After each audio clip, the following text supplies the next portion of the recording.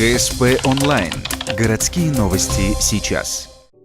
13 декабря на втором километре трассы Ухта-Ярига случилось ДТП с двумя пострадавшими. Водитель, управляя автомашиной «Шевроле Круз», двигаясь по второму километру автодороги, совершил выезд на встречную полосу движения, где столкнулся с КАМАЗом. Пассажир легковушки получил перелом ребер и малой берцовой кости. Водитель был госпитализирован с места ДТП с переломом бедра, предплечья и закрытой черепно-мозговой травмой. По последним сообщениям, молодой мужчина находится в коме. 11 января на этом же километре автодороги в результате столкновения 3 легковых машин пострадали 4 человека. Напомним, ДТП на данной трассе случилось и 31 декабря.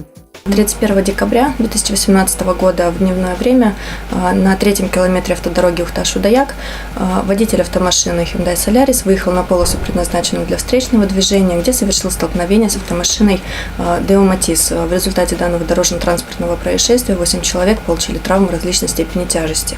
Женщина 1939 года рождения получила травмы серьезные и находилась в коме.